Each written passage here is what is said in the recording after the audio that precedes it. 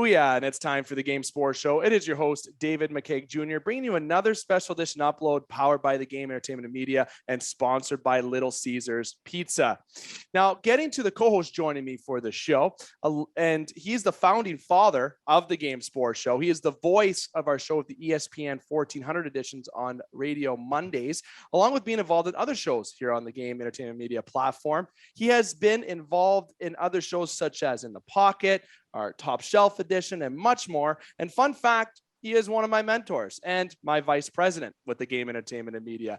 If you don't know who he is, well, make sure to check out all the other editions that he is involved with on thegamesportshow.com. The one and only Scott Nason. Scott, my friend, how's it going? Dave, doing wonderful. You're making me sound rather old, their mentor and founding father. But again, I am kind of old, but always a pleasure to be on your show and looking forward to talking to our special guest here this afternoon. Certainly. Now, you know what? There's more that one day I will mention this in other editions, but there's more involvement that you're going to have in mine and my fiance's life. But you know what? We'll save that for another segment as that time gets closer. We'll just tease listeners with that. Now, getting to our special edition guest. He was a third-round pick, 70th overall by the St. Louis Blues in the 2008 NHL entry draft, which I must add, he was drafted ahead of Adam Henrique, Braden Holtby, TJ Brody, Jared Spurgeon, among others. He has played in 561 professional hockey league games. That's between the East Coast Hockey League, the American Hockey League, and overseas in Europe. Also, he played 5 seasons in the Ontario Hockey League between the Sault Ste. Marie Greyhounds and the Plymouth Whalers. Yes, the Soo Greyhounds. And as listeners know, the Soo is the home base of the Game Sports Show and the Game Entertainment and Media. So they will love that. A lot of those Soo listeners, of course. And he has 286 points in the 561 professional level games and 173 points in his OHL career. And let's not forget, this man knows how to be a leader as well. He was a leader on the Soo Greyhounds, and also he's been a leader overseas as well. The one and only James Livingston. James, glad to have you on for the show today. Thanks for having me. Yeah. Awesome. You know what? We got connected through social media, of course, and we have a post opener on the show.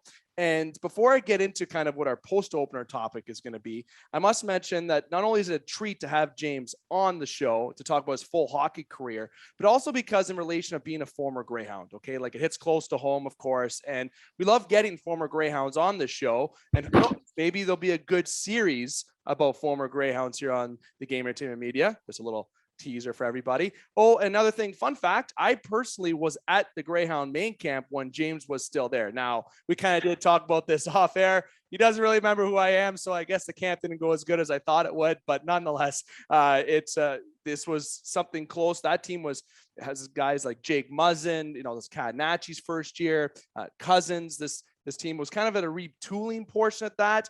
Jordan Nolan was there. It was definitely a fun time for me to be at the camp, but I do remember James as much as he doesn't really remember who I am. But social media, you're pretty active on there, and that's the post opener topic that I want to get into.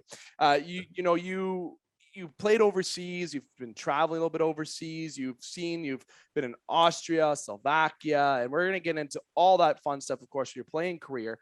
But of all the places that you've visited, okay, and it could be in relation to hockey or not relation to hockey, within your travels, is there one specific place that was your favorite place to visit? Oh, wow. I've been really fortunate to be able to travel a lot living in Europe. My wife's actually Italian, so we spent a lot of time in Italy as well. Just this summer, we actually went and we climbed up to the top of Mount Vesuvius, and that was something I've always wanted to do. So that definitely sticks out. I mean, it's a pretty fresh memory, but that was special for me. Yeah. And I think you visited Pompeii, right? Yeah, we saw Pompeii and Herculano. Yeah, we saw a lot of neat stuff. And with COVID, the tourism obviously isn't what it was before the pandemic. So it felt like it was like almost a private tour. So we were really fortunate to get to see all that. That's so cool. See, my mother's actually from Italy herself, and she went back there just for the first time in over 50 years. She went back there last year, and she was able to kind of see a lot of the scenery that she has, and she wants to go back because she didn't get the chance to see everything because there's so much to see there. You could spend months there and not see everything for sure. Literally, and the food must have. Oh, I can just imagine the food. Absolutely. I mean, actually, when I was in the Soo, I lived with an Italian family, so I got a little taste of the culture then, and then now I've been pretty fully immersed. So yeah, So is pizza the thing there though? Is like pizza, was the pizza like, did you have the pizza there a lot right from Italy, or was there something else that was better? Oh, everything's good. I mean, like you said, the food's good, and I mean, I try not to overindulge in the pasta and pizzas. It's harder to keep the pounds off here now that I'm a little older. So No, I hear you. The dad bod without being a dad is in full effect. I hear that. Scotty, I'll go over to you to dive into the first topic. I won't take too much of the airtime. Yeah, James, currently you're about to start, or maybe you have started your second season in Slovakia playing for HK Proprad. How has that experience been so far? Obviously, last year with yeah, I got COVID, looks like you were able to get a lot of games in. Just give our listeners an idea of what it's like to play hockey in Slovakia. yeah. So I've really enjoyed the experience. I didn't know what to expect really at all coming here. It's kind of like people have maybe some misconceptions about the country, like, oh, Slovakia, you're going to Eastern Europe, you don't know what to expect. But I was pleasantly surprised and continue to be. There's a really tough language barrier. There's not a ton of English. But aside from that, I mean, people are super friendly. We have here, especially the hockey is really high level, and the fans love it. They're crazy about hockey here. In the winter time, every pond freezes and the kids are all out there playing. Like, they love the game, and I've enjoyed it. It's gorgeous. Where we live, especially, is in one of the touristy areas called the High Tetra Mountain Range, and we're able to do lots of hiking with. I have a dog. We're out, walking, exploring the beautiful nature. Especially during the pandemic, we didn't get held back too much because we were able to be out in nature so much. And then on the hockey side, it's very professional. It's a high level. A lot of the top Slovak players would go to maybe a higher league in Europe or Russia. But there are a lot of good players that come here, and a lot of good international players as well. So like with Slovakia, I'm very interested. We're going to dive into everything with Europe. Yeah. How does, like, there's so many leagues you can play it in Europe. Like, we can sit here for hours talking about different leagues, different, different cities, countries, everything. So what attracted you to Slovakia? What was Slovakia like? Okay, like, I can imagine because of how beautiful Slovakia is and all that. No, but I didn't know very much going in at all. Okay. So I don't know, maybe we were going to cover this later anyway, but I was playing on the Fife Flyers, and we really struggled. And the pandemic hit, the season was canceled, and it got short. We got cut short as we were last place team in the bottom. And I didn't know what was going to happen with hockey in general. Some of the leagues weren't playing. That league in the EIHL, the British League, was canceled for the next season. And my wife and I went down to Italy to stay at one of her family's cottage. And I sat there without a job and no idea what was going to happen. It was a stressful time, as it was for many during the pandemic. And I just started like blowing up GM's phones. So I have an agent that's great. He does a great job. And he was, he's obviously rattling all the, and I was calling. So I had a friend on this team in Proprad. And we go back. We played on a few teams before. Mike Dalhusen, good friend of mine, and so he said, like, there might be an import spot opening. That's one of the things in Europe is there's a finite number of imports, so a lot is contingent on if they have room for you. Even if you're, you're a guy with an amazing resume, if they've already got full import roster, then there's no space. Sorry. Yeah. So they said there might be a room. You're gonna have to probably take a pay cut, whatever. And at that point I was just, hey, like, I want to play at a high level. I want to keep my hockey career going. So I jumped at the opportunity, and we drove here from Italy, and it's been great. I was pleasantly, like I said, I didn't know what to expect really, but I was pleasantly surprised. So see, and that's the thing is, like, just that import, you brought up such a good point. And I've heard that story so much, is that you can have a resume laid out you can be a Stanley Cup winner. You can just have a resume that's packed, but if they have no room, they can't take you. Because if they were to like fire a guy to bring in another guy, then they're not only having to pay the new player, but they have to pay out the contract or, come to an agreement anyway. Yeah. So it's a double hit for the team. So when you're there, obviously you don't have a ton of job security. I mean, you still have to produce, but for them to like get rid of you for no reason or something, it's not really an option. No, that's right. So there's that little bit of security, which I'm sure is sort of, it's like, it's not like full security, but at least there's some of that there. And just to be able to play after the pandemic, which of course the pandemic has shook the world. It's a pandemic. So it shook the world in a different way. And I've had one of our co-hosts, Brendan Brooks, played over in the IHL, and he has a lot of friends in that league, and that league, it seems like, got hit a lot like with the pandemic a little bit, but I'm sure there's more European leagues that felt that effect, because all that everyone sees here mostly is the NHL, the American Hockey League, maybe the OHL, right, because of the Canadian North American side. But we try to talk about everything with overseas too, because that had a lot of hits in terms of all the leagues. The way the leagues are set up here, I mean, it's very much attendance based. So if you can't have the fans, and that was the EIHL's biggest issue, then there's no reason for the sponsors to put in money, and there's no way to pay the players, and the league just couldn't happen. And the same thing can be said for a lot of the leagues. Luckily, Slovakia, like I said, it's the most popular sport in Slovakia. So my understanding, which is limited, it's all broken telephone translation, but that we got some government help, and luckily the league was able to play with empty stadiums, which was weird. But luckily, you know, like I said, I got to play, so I'm happy. At least if we're not on the road, someone's not throwing or yelling at you or something, though, eh? Yeah. No, I mean, that's part of it. I almost prefer it than the empty stadiums, but of course, yeah. Yeah, it's good that we're starting to see a little bit of normal, I guess, a little bit, whatever that may have been. Yeah. Well, I haven't been back in Canada actually since the year before the pandemic. So my normal and what you guys have experienced is a little bit different. Oh, and it's and I think Scott can attest to this. You know, America's a little bit more loose than Canada. Yeah. You can say that. I don't just gonna say that. Yeah. It's been different. I know Florida has certainly been the freedom state. Has certainly been its mind of its own. No offense to Florida listeners, I know we have few. But here in Canada, it's especially in Ontario, we were the last province to really start opening up. Right? It feels like it's been going on forever. And my fiance and I got back from the Cayman Islands. It was 3 days before it went into lockdown. Okay. And it was just shook. Like I remember getting to the Houston airport, then going to Pearson in Toronto, and then coming back. Everyone was in panic, right? Masks. Everyone was worried. It was absolutely bonkers. Right. So no one knew what exactly was the extent of. No, so that's interesting. But back to hockey, of course. We're talking about a bit here. Scotty, back over to you. I know there's more we got to dive in with James's experiences overseas.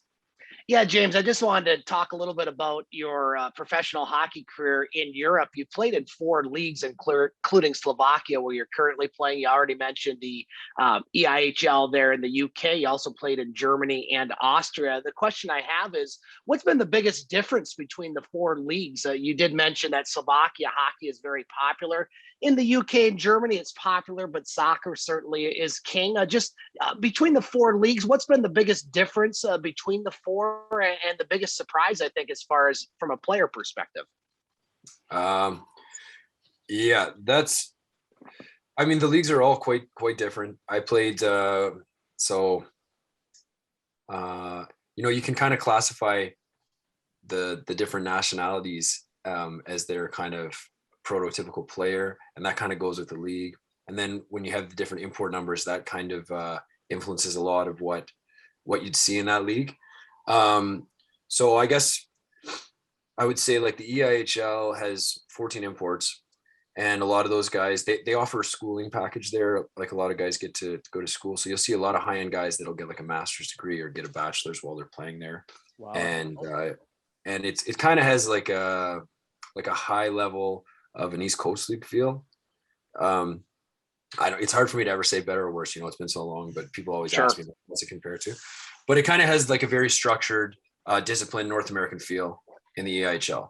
I think it's like 7 imports in Austria. The numbers go up and down 1 or 2 a year kind of thing. And Austria is kind of, a little more in the middle. Like it's got the European skilled game, but it still has a little bit of the North American edge. When I played in Germany, I played in the 2nd league. They only had 4 imports there. and it's kind of like a feeder league for the DL, which is one of the top leagues in Europe. And they have a lot of, young German players that are trying to make their way up to the top, or older guys that are kind of coming down. And then the imports are relied extremely heavily on like power play, penalty kill. So it's great for me to get to play a ton and in that league. But it's a fast young league, so it's a little more chaotic, but it's guys with a lot of skill and it's quick. Not great for me since I'm big and slow. And then and then Slovakia is kind of a mix, and yeah, it's a quite skilled league. It's not a lot of toughness, but it's a lot of skill. Yeah. See, that's the one thing I was actually going to get into next. The perfect segue was that European hockey and North American hockey are two different animals. Okay.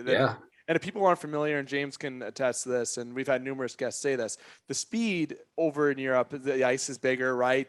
I think it's more of a less contact, more skill type feel. I think that'd be the fair way to put it. Where the National Hockey League and in North America, it is getting to that because look at Connor McDavid, right? But there's guys like that you start to see more speed and skill, and that toughness is coming down. But that two-way type player mentality is not going away. You look at guys like Zach Hyman; those are guys that are still always going to be in the National Hockey League. But overseas in Europe, it's different when it comes to that physicality side, right? So someone like yourself who has good size, okay, no one should, let's say it flat out, no one should fuck with you. Okay, I would advise against that. But nonetheless, you go to, how did you come accustomed to that? And I know you've been there for different leagues, as Scott mentioned, to a few years now, so it's not like it's really new to you. But when you first came over till now, I'm sure there was a big adjustment kind of in your game that you had to realize to change, to adapt to that, or did you just keep status quo? Yeah, I mean, it's like you said, like the ice is bigger, so the game is definitely a lot different. And when I was playing I played in the AHL and then in the East Coast, and it was, they're hammering it home. You got to like finish your checks. You got to like make sure you're getting the bumps on the guys, make sure the defense are always looking over their shoulders. And then I got to Austria, and I think it was like my second exhibition game. And I hit a guy like, one steamboat, two steamboat. I thought it was fine. And I got, I don't know if I got tossed. I might've just got a penalty, but the coach afterwards, who actually was coaching Dave McQueen, he coached in Sarnia when I was in the OHL, and he was my coach in Austria. And he just kind of said, he's like, yeah, you're in Europe now. Like you don't take runs at guys late at all. Like you just turn away from that one, which had never even been something that had occurred to me, like just turn away from a hit and just don't bother. So that was kind of an eye opener. And then you just have to kind of find your, find that line and walk it, because I mean, for me to be effective as a big guy playing here, I need to have still a bit of a level of toughness to my game. Yeah. And then, but you obviously can't go overboard, and it's definitely not the same. No. And you play overseas, and Scott, I'll let you transition into this, is that you had to make the decision to come to Europe after playing in the American Hockey League in the East Coast, and you started in Austria, is where it all started. So Scott, I'll let you kind of get into the point of the transition from there, because we're going to talk about the American Hockey League experiences there, but you had a decision to make to go there. But Scott, I won't steal your thunder. Well, you kind of gave the question away, David, and that was going to be my next question is, looking at playing in the American Hockey League and the East Coast Hockey League for a few years after your juniors, what was your driving factor as far as playing over in Europe? Did you sit down and look at options, or just give our listeners an idea of what went through that decision? Yeah, so obviously a lot goes into it. You don't make a decision like that lightly, because effectively when you're like going to Europe, in my situation anyway, it was for sure like I was giving up on the dream, right? Like if I had gone back to the East Coast League and lit it up, or and then got a chance, maybe I signed an AHL deal and maybe it's still alive. But effectively, if I'm leaving and I'm going overseas, it's over. So the thing was for me that I'd had like a mediocre season in the ECHL. I had one call up, and the thing is that in a player in my situation, you probably wouldn't get your ECHL deal or your AHL camp invite until into September. And in the European teams, their teams are pretty much set because training camp starts August 4th or 5th or something usually. Right. So I had to set it was the timing. It was like, you have an offer in Austria, which is a great league and a beautiful place. Do you want to go over there? And it's better money than playing in the ECHL as well. because they take care of the taxes and the housing and that stuff. Yeah. So do you want to like make this move and start your career in Europe, or do you want to try and chip away and slug away and maybe you'll get that chance to move up, and if everything works out and the stars align, I don't know, right? And I've seen guys that have stuck around and I'm like, I can't believe that guy's still doing it, because it's tough. And Alex Belzile on Montreal, I saw him playing in the NHL and I couldn't be happier for him. Like he just it couldn't have been easy, and he deserves everything that he's achieved. So I'm super proud of that guy. Yeah. You had to grind. You brought up a good point there. You have a tough decision to make, right? Yeah. Yeah, everyone has that dream when you're young. Mine and my driveway was shooting pucks in my net, thinking I won the Stanley Cup for the Toronto Maple Leafs for the first time in 40 years at that time, or maybe actually less. Now it's been 54 years at this current time of recording that Toronto hasn't won. So you have that dream, right? To win the cup, or to play for your favorite NHL team, or just play in the National Hockey League. But then there comes times where it doesn't work out, and then you got to think of other options, and that's tough, right? But you made a change over that is nothing to be, obviously, and this, nothing to be ashamed of, because you're in a competitive league in Slovakia. And Yeah. I actually envy individuals, being an NHL, cool. It's awesome. I envy that to a full T, but to be able to go overseas and see the difference, different worlds, different cultures, that is stuff that people try to accomplish on their bucket list in life, and they don't have that chance. And yeah, sure, I'm sure there's obviously places you haven't visited yet in the world, but you were able to continue playing, and I think that's the dream. To be honest, I think living the dream is still playing in the thing you love the most.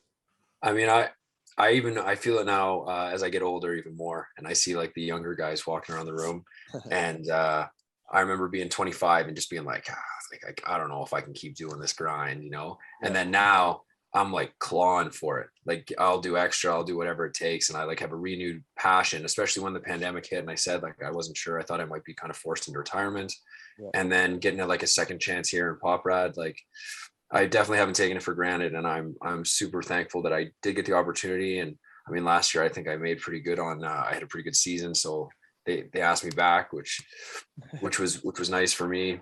So I definitely feel it. Like you said, you're living the dream, and I don't, like, you can say it's kind of like a paid vacation. I mean, it's work, and here, especially like Slovakia, even maybe one of the most demanding countries with the work ethic that the guys put in here, it's a lot. But like I said, like I love it every day. So yeah. See, and you're a 90 birth year. I'm a 91. Scott, I won't. You're an 86, Scotty. You're an 86. Yeah, that's it. 86 birth year. No, but I feel like we're almost between 90s, 91s, 2, 3s, and maybe 4s. That's the last era of that tough, right? That, like, I'm not saying that they're not tough. I think every era kind of thinks that of themselves, but maybe, yeah. I feel like that's where the big drop the mitts at any time. It's different, right? And it's just I think we've experienced, like yourself, and even when I played, or when back in the 80s and 70s, when our parents played, whatever it may have been, the game has grown and changed, and it's changed for I think the great right now, but just the opportunities to go overseas, I envy that. So what, despite that you had to make the transition, I think it really worked out. But we're going to keep working backward. And sorry, just quickly, let me just touch on the fact, like, the timing of it all makes it super frustrating, right? Yeah. Because maybe like an AHL team would have been like, oh, we need a right winger that's, that fits the mold, but that wouldn't have happened until like September time. And I had to report in August. So that the timing of it all too, it makes it because the seasons don't line up at all. And that's one of the biggest things, where you've got this great opportunity in Austria, so you're going to pass that up for nothing. And I'm terrible every summer I don't have a contract. I'm just not chewing off my fingernails going like, I don't know who's going to call. And you had a good season, you're confident something's going to happen, but it's never been my strong suit, just waiting around for the phone to ring. Anyway, so that is a big factor when I made my move to come to Europe. Oh, that's a good, honestly, it's Austria, Slovakia, Germany. I'm nothing against where you're playing. I think you're happy to be there, but you know what? I'm playing in Italy too. I'm sure, Switzerland, everyone who has different areas to play, leagues are great there. So it's never over. unless you Yeah, say it's well, open, right? every league's got its pros and cons in Europe, as does, I'm sure, North America as well. And Oh, I've heard stories about Russia, and I'm not chirping Russia on here, but oh my goodness, about the money, the cash deals, guys with guns. I've heard it all. It's hilarious. You didn't say any of those stories, so I'm glad that it's more safe No. there than that. No, Slovakia is very, no, they're very, everything's above board. Awesome. Yeah. We'll go back now. We're going to talk about this. Going to be topic 2 and 3. We'll kind of dissect your AHL and everything, but we like having this specific point then to bring out our draft story. We talk about it with every guest, and yes, we've had undrafted individuals on the show, but they always get that NHL contract. So there's always still a story to what led you to your way. So obviously you were in the Ontario Hockey League. You got picked up in the 3rd round by St. Louis, of course. And then I know you were involved in the kind of the Kings organization too. You're with the Sharks in the AHL. So, but that day you got drafted in 2008. Where were you? Did you know that it was going to be St. Louis? Was there other teams in touch with you? Basically, was there a GM that pulled you in office and threw an apple at your head like they did at Mike Zigomanis? Or like what kind of draft stories do you tell our listeners? Yeah, I haven't thought about this in a while. So I guess we would have to kind of go back to the combine first, because I was interviewed by 10 or 15 of the teams, and obviously I was pretty confident I was going to get drafted, but I didn't really know, because those you're looking at those projection things and putting way too much pressure on everything, and the anxiety of it and excitement of it all. I regret not going to the draft. That's something that I wish I had done, even though so my agents at the time was very adamant that it's not worth it. And during those years, I don't know if you remember, but I remember vividly because it was so relevant to me at the time. Like Don Cherry was talking about, he's like, don't go to the draft, kids. Like, look at him up there waiting. He's crushed. He's heartbroken, and he didn't get drafted. He's like, no point in him being there. You can watch it at home. And I guess that's probably true for some people, but for me, like, that would have been a experience I'll never forget, just to be at the draft and then hear my name called. As it was, I was, I was tattered nerves, and I was pacing around the house. So the Friday night was the first round. Obviously I didn't go. I didn't expect to go. And then the next morning, I think it started at 9:00, and I was up at, 7 or whatever. And just, pacing around, like wondering who did I didn't know the question. I didn't have any idea who might take me or when. I know that there's teams that were interested, but I wasn't sure. And then I went outside and I just started shooting free throws in the driveway, just trying to keep my mind off things. And finally the phone rang, and it was Al McGinnis, and he said, we just took you. Oh. So that was pretty cool. And it was like a really emotional moment too, because it was kind of like it finally happened. Like, I've been thinking about this for so long, and I'm getting a call from a guy who's an idol. Yeah. And and then after that, we just called my grandpa and called everyone, and a couple tears, and I don't know. After that, it was just a rush. And then I remember St. Louis calling me saying, "Hey, we got like a development camp next week." And I was like, "Well, I'm supposed to graduate from high school." "No, you're going here." So I missed my prom, I missed my graduation, everything, which I'm sure everyone would have traded places with me at the time. But I still also miss, like, that would have been a cool thing to do, since my whole life's been dominated by hockey, and like I never got to have some of those milestones. But it was pretty cool. Yeah, it was a whirlwind, but it was amazing. That's not a bad trade-off, Scott? Or would you have rather went to prom?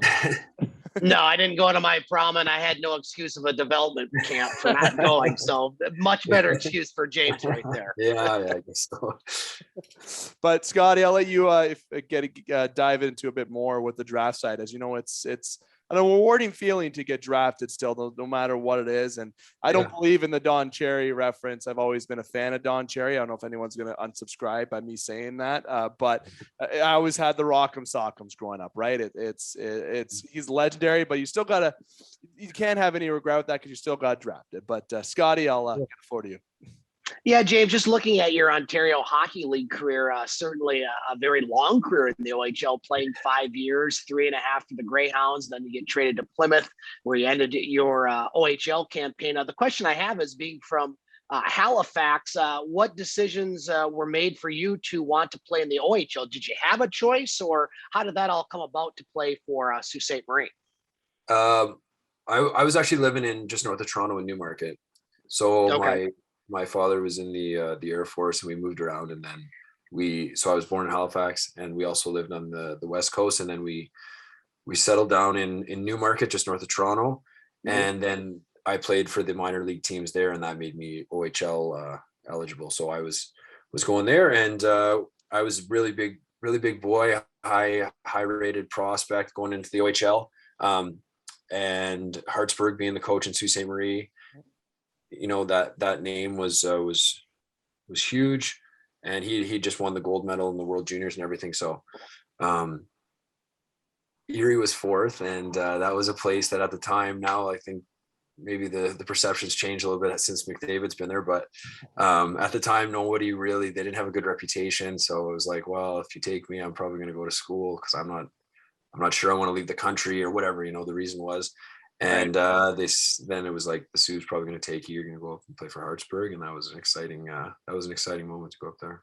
So playing for the Hounds, you know, we're going to dive into that. Hartsburg, Yeah. all known on this show. He's one of our casual hosts, very casual, if you will, but there's some very casual, may I add. Yeah, he's been absent since the pandemic almost, but it's a legend and such a great guy. Yeah. But we'll dive into the Soo, but having having that experience in the Ontario Hockey League, and then you got dealt to Plymouth, which we'll all dive into, but you had the AHL once you got out of the OHL. And as I mentioned to listeners, we're going to go backwards a little bit with this and the American Hockey League.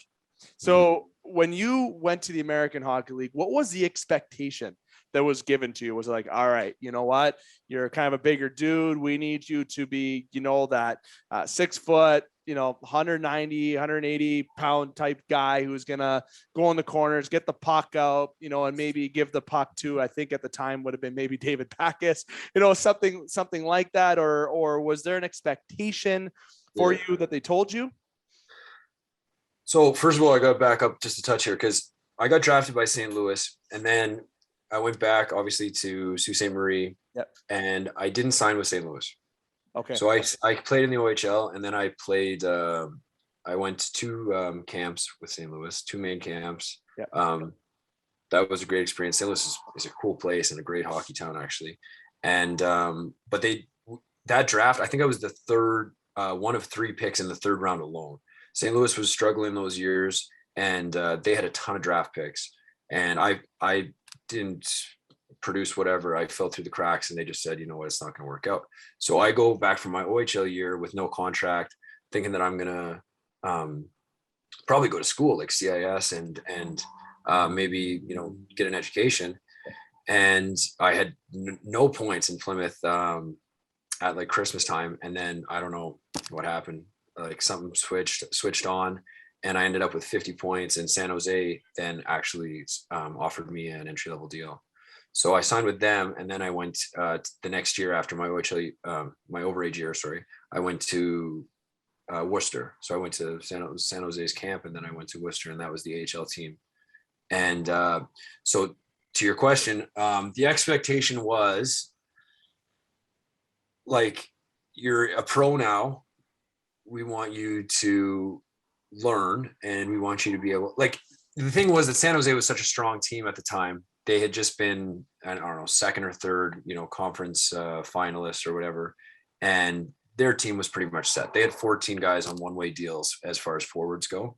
So what I need to do at this point is impress the hell out of somebody, or if a 4th liner gets hurt or somebody gets hurt and the lines get shuffled around, I can jump into that position.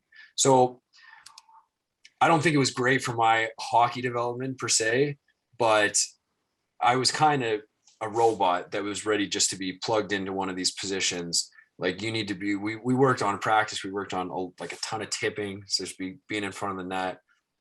I was always pretty good at protecting pucks in the corner. That was one of the strong sides of my game, and they loved that. So they wanted me to get the pucks in deep and go and, you know, hit a guy and then own the pucks in the corners and then go to the net as hard as you can, be strong defensively, penalty kill, like these types of things.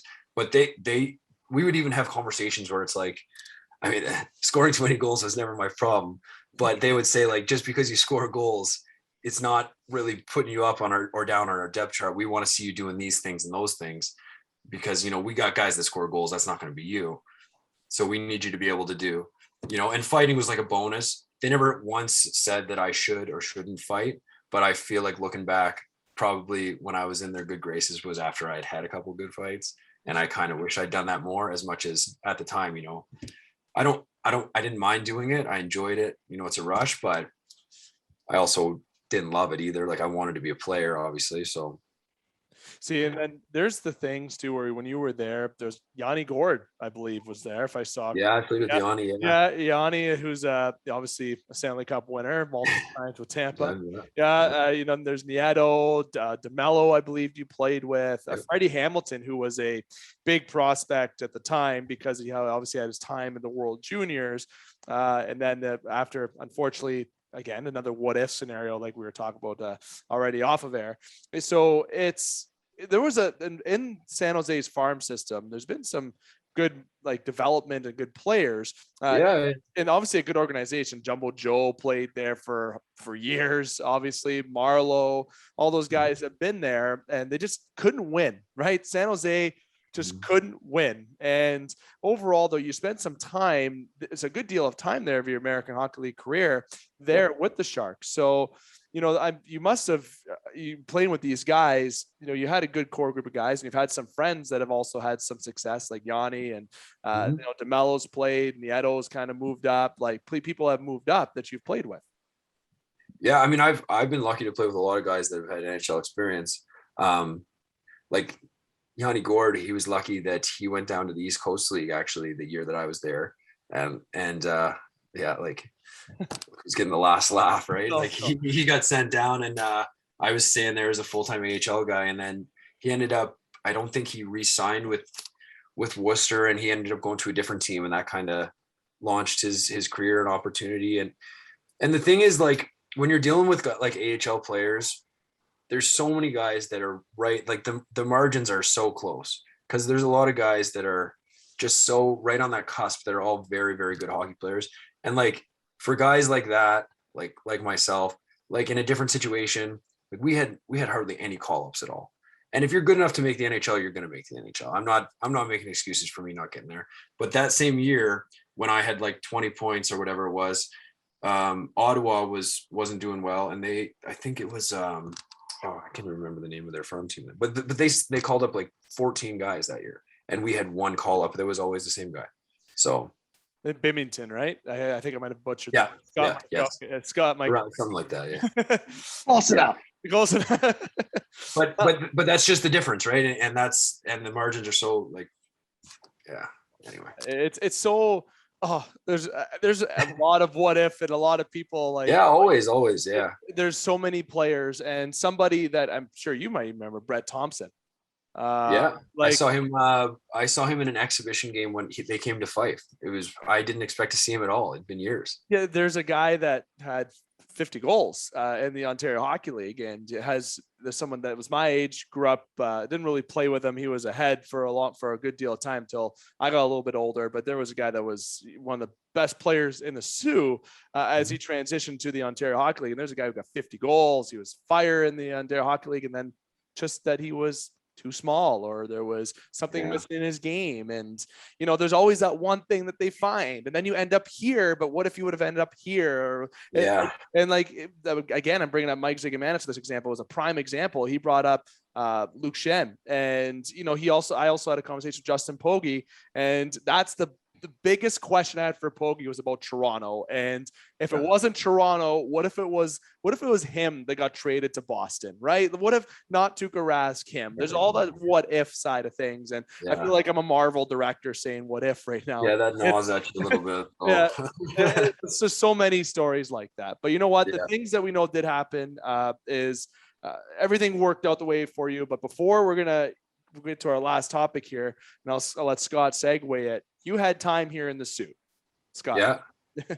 And that was going to be my question right there, David, as far as your overall experience, James, in Sault Ste. Marie, certainly a community that lives, eats, and breathes junior hockey. On this side of the border, we have a Division I college hockey team with the Lake State Lakers. Just overall, your experience in Sault Ste. Marie, you're here for 3.5 years. How was it? Yeah.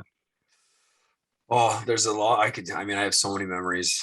I was, Floor is yours. I went to, I went to Boating. That was great. I had so many I have friends from there still. I had an amazing billet family, the Thibodeaux, who I keep in touch with.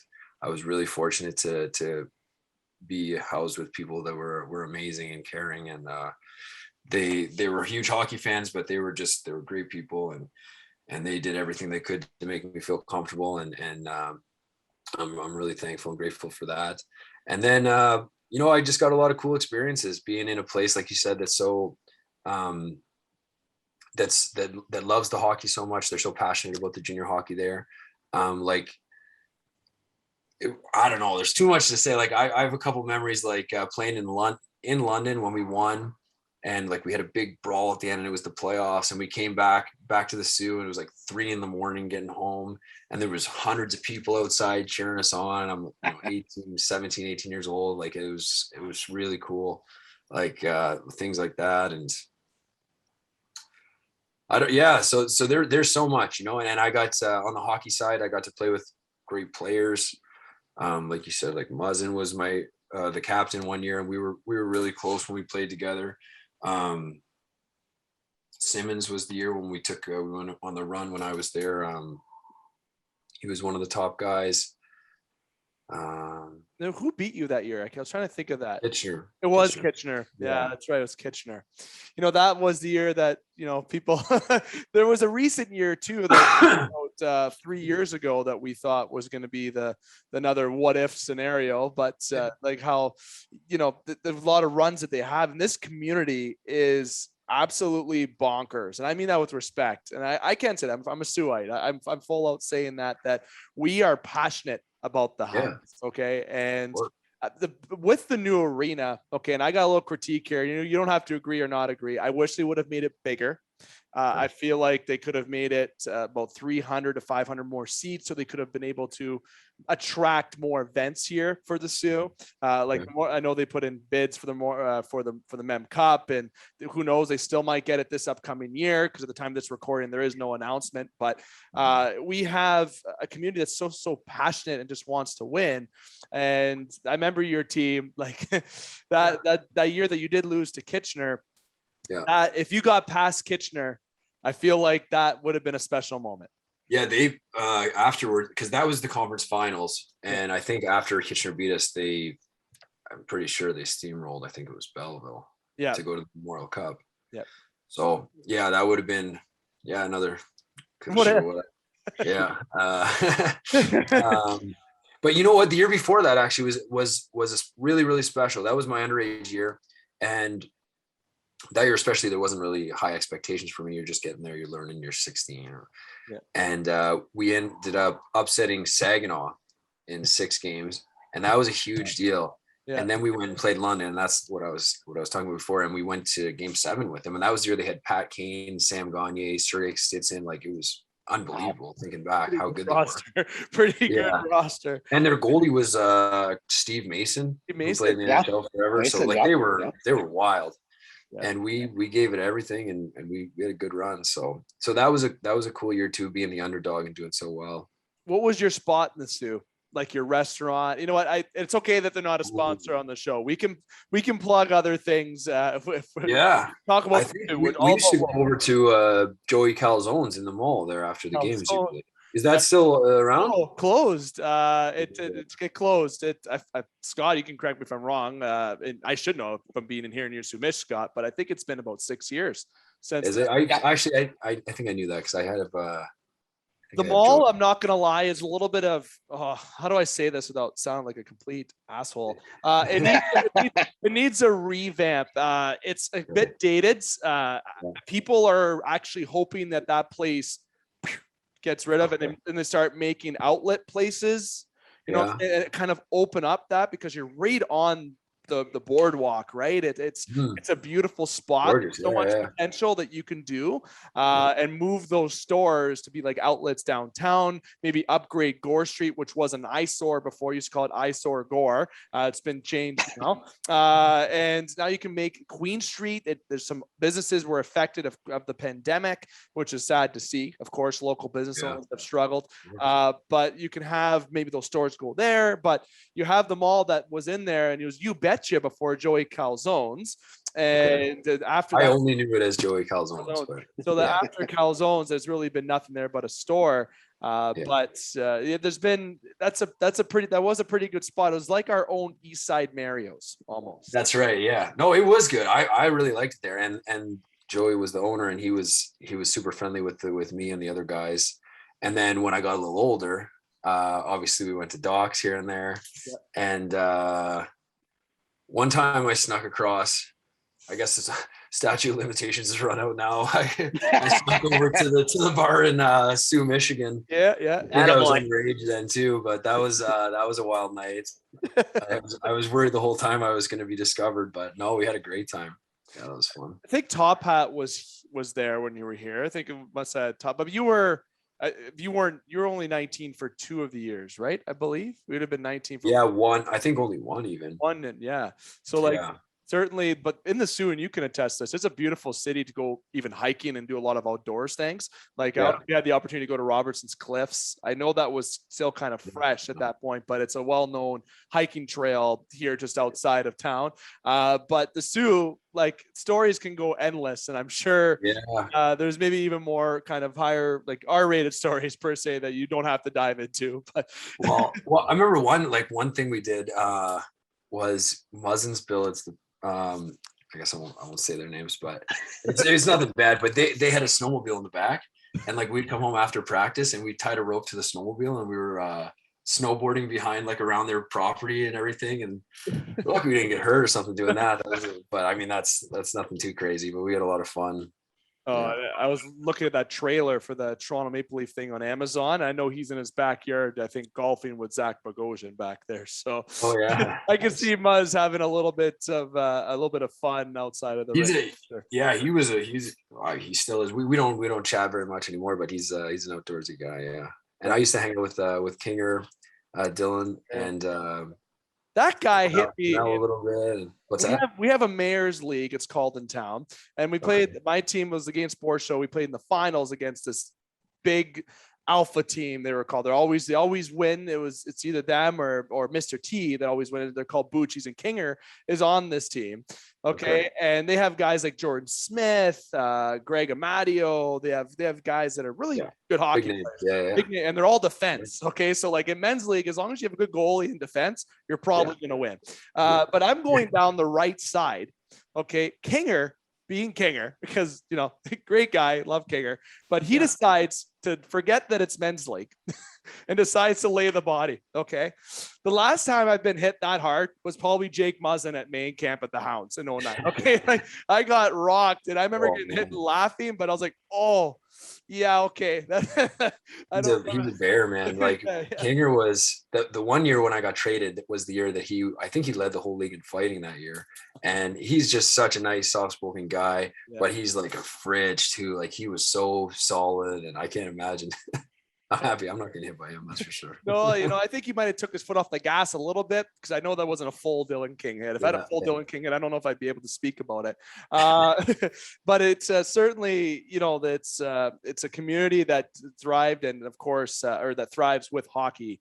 And you were able to witness that. But you were also, we can't forget that you were traded to Plymouth. I know Plymouth isn't really a conversation anymore, but we have to give them a little bit of love, of course, because I'm sure there's fans may tune in. Before we finish on the Sioux, one other thing about the Sioux that was really cool from my experience was that I was the first round draft pick. The year I got there was the first year of the new arena. So I got to experience like all the buzz and the just the atmosphere for this new, like the old arena was so iconic and everybody spoke so fondly of it, which I unfortunately never got to experience. Fortunately or unfortunately, I don't know. There's mixed feelings on that from what I've heard from the guys, but what did they used to say? Hey, it was good enough for Gretzky. Yeah. Right. But the new building, like going into that and being there to experience like the beginning of that was a really neat experience for me in the Soo. Yeah. The Steelback Center. And That's right. What an Frank, awful sponsorship. I'm sorry. Frank D'Angelo came out and sang the national anthem on the first night. He did like this crazy like blues jazz rendition of the "O Canada," and Oh no. it was a treat. Yeah. God, no. I heard that there was like the boards were being held together by screwdrivers the first night because it wasn't quite ready, but they had to get everything just so. That's such a Soo thing. And the old Mem Gardens, because now it's the GFL Mem Gardens. So they've added the Mem Gardens name back.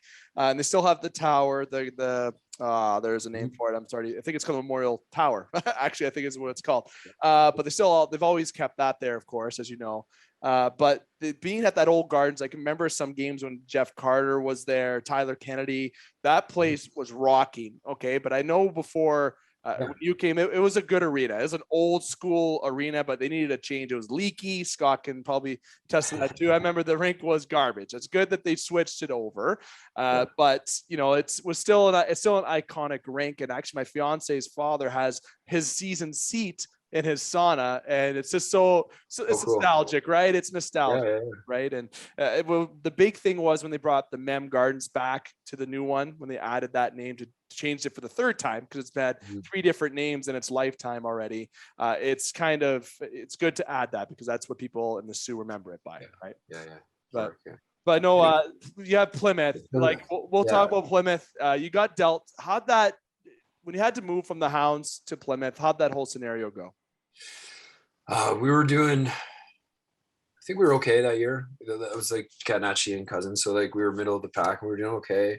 And I was struggling a little bit. And looking back, I mean, I'm sure I had gotten like a little bit complacent there, thinking that I'd been there so long and it happens. And Lambert was the coach, and Denny and I still keep in touch occasionally. And Denny, I remember getting called in with him and everybody, and they kind of said like, you have a no trade in your contract. That was something that we got in there, and like, there's not gonna be any hard feelings if you say no. If you want to stay here, you can, but we think this would be a good opportunity for us and for you. And you'd go down to Plymouth, play for Vellucci, and I thought on it, and I didn't really feel like if I said no, that it would be a big deal. Yeah. But I knew that Plymouth was like, I felt like it was more they were trying to get me than Soo was trying to get rid of me. Yeah. And I felt like if they want me and something new, like maybe this is what I need in my career at this time. So it was tough because it's all I'd known since leaving minor hockey. Like, this is my only junior experience was being in the Soo, and I was very, like I said, very comfortable, probably too comfortable there. So anyway, I made the move and went down to Plymouth, and it was definitely a whole new world, like the way they do everything, and just different, not necessarily better or worse, but very different. And I mean, Tyler Seguin was on the team that year. Pretty good player. We were gearing up. So they were building around him and trying to gear up to have at least a good playoff push. And I was going to be a part of that. So it made sense for me to go, and Vellucci, he ran a very good program down there, and I really enjoyed playing for him. Yeah. I know from what I can recall from the Soo, it was kind of unexpected that you moved there. It was kind of that the trade happened. It wasn't like anyone was expecting it, right? There's rumors in this town all the time in the Soo, and but there was never, from what I recall, I remember reading or looking into as well, it was kind of a surprise that trade went down for you. Yeah, I mean, I don't know. I don't know what happened really behind the scenes. I've heard like little things here and there, but sometimes you just need a shake up, and if you move a piece, and maybe it's going to be better, maybe it's going to be worse. And I think we ended up beating them in the Soo in playoffs that year when I was in Plymouth. So a little bit of that's how it goes, right? Little revenge, probably little revenge. But Scotty, I'll give the floor over to you before we wrap it up to get anything you want to touch on with the OHL with either the Soo or Plymouth. I kind of jumped in a little extra with the Soo there. I feel like we've covered that, Dave. And James, I guess my final question for you, as we've gone back in your hockey career, but you're 31 years old, so you certainly have plenty of hockey left in you. What's ahead for you as far as this season in Slovakia, your goals, and what you're hoping to accomplish this year? Oof, yeah. I mean, I've never been one for like numbers as far as goals go. I mean, I've always kind of prided myself on doing bringing some of the intangibles and not relying too heavily. But last year I did do decently as far as points go, and I'd like to build on those totals. I've got a really good opportunity here on the top power play, which is one last season was the best in the league.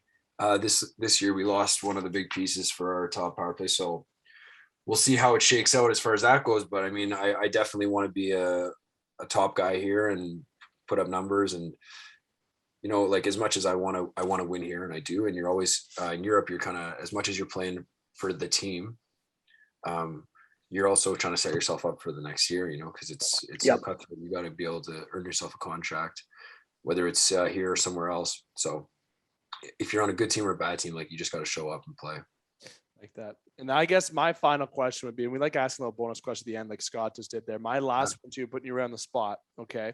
Actually, I was going to ask if you had more fun in the Soo or Plymouth. I think we already know that answer. What, in your time of playing OHL, AHL, East Coast, European, if you had to pick two line mates to play with, to build, to make a line for you to play with right now, and it could be from the same talent that it was before, who would those two line mates be that you would want on your line beside you in that last minute of a game today that you've played with your entire career? For my whole career? Yeah.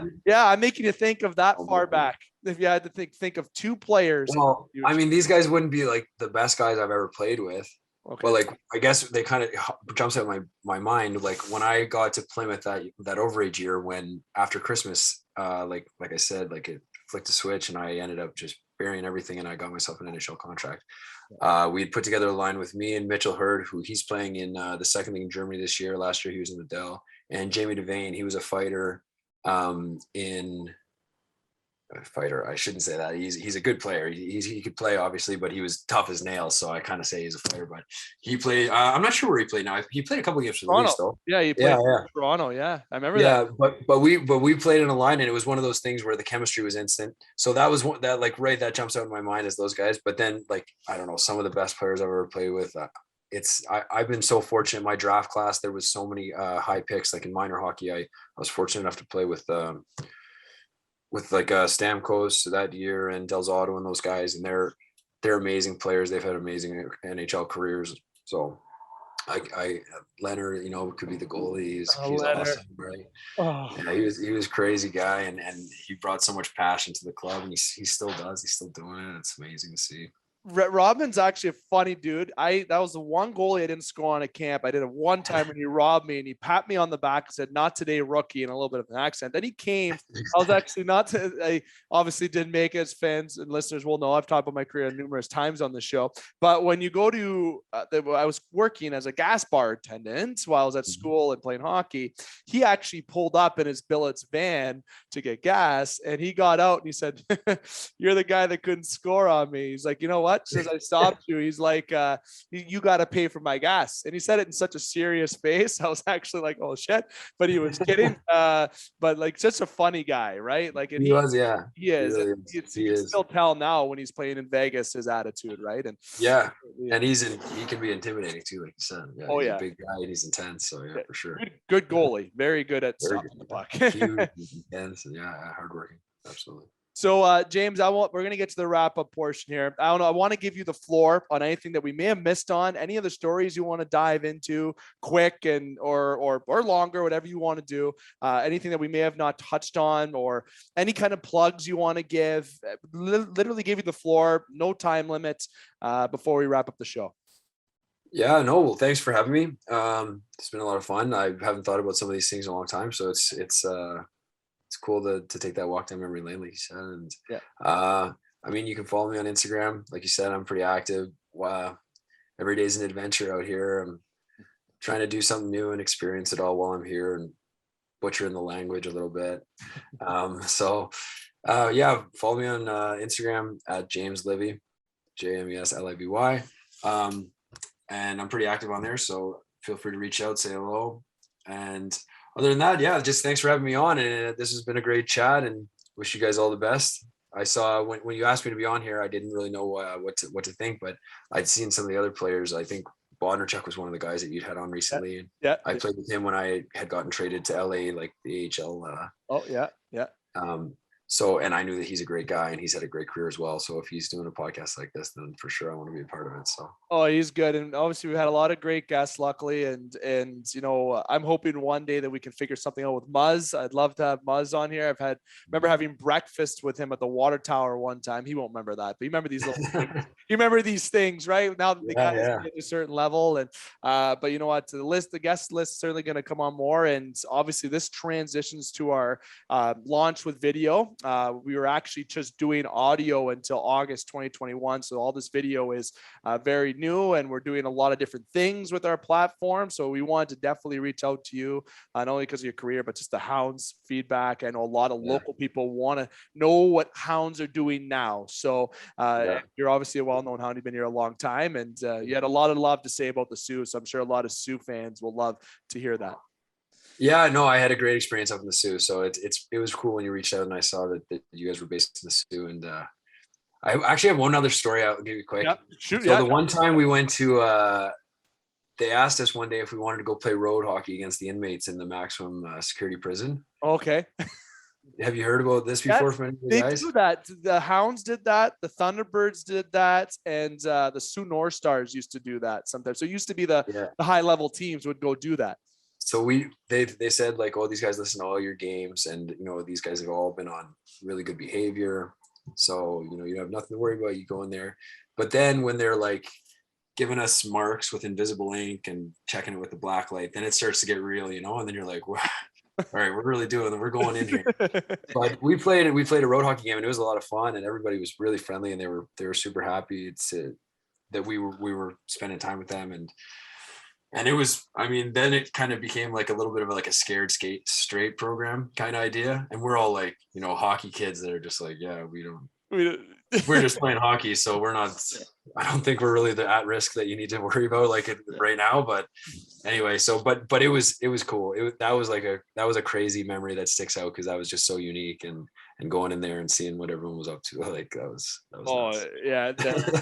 Oh God. And Scott, maybe you can answer this because you might know this, but I met a guy in one of the inmates when we had to do actual hockey on the outside, or street actual hockey. We were outside street hockey, but in the outside there. And there was somebody that was in there for a marijuana bust. Okay. Now I don't know if things changed, Scott, if anyone that was in jail in the States. I know in Canada, people were put away for marijuana. Things have kind of adjusted with those people that have had to go in there. But I can tell you, as James probably said, you know, going there as a kid and you kind of not working in that field, but you know, you can understand that field, Scotty. That must have been scary for James, you know, or I know I was scared going into the prison. I didn't know what the hell to expect. But my whole point of that is that I met somebody in there that had a charge for marijuana. Do you know if anything's changed like that in the States, Scott? Like if it's legal in a state and someone was put away in that state, that their sentence has been kind of, you know, revoked or put down or anything like that? I think there have been some cases of that since it's legal in Michigan, and certainly those folks aren't incarcerated as much. But I would never want to go into any of those facilities to play hockey. And certainly if anybody asked me to hold their pocket, I would be running for the door. So more credit for you guys for going through that, because this guy's not going to be holding anybody's pocket in prison. So no, James, I want to say thank you, and Scott, I'll go over to you next. It was definitely a pleasure to have you on. We'll certainly be in touch. Wish you the best this upcoming year. This has been a great special edition upload. It's also been a great little series that we're tying in with the Soo Greyhounds and Soo Greyhounds alum. So I want to say thank you for taking the time. Scotty? I'd echo that, James. Best of luck this year in Slovakia, and we'll certainly keep tabs on your progress, and certainly would love to have you on again as your career continues. Thanks very much, guys. Thanks for having me, and it's been great. So yeah, anytime, let me know.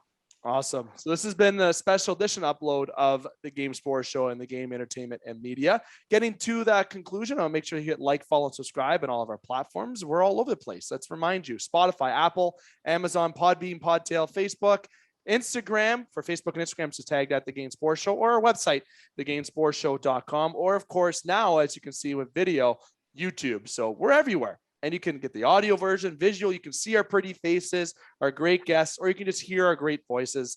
It's always great content that we upload here. We always like to have fun. So getting to our conclusion now, I want to remind our listeners to keep the stick on the ice, swing their bats, catch touchdowns, drain your threes, and shoot your shots. Booyah.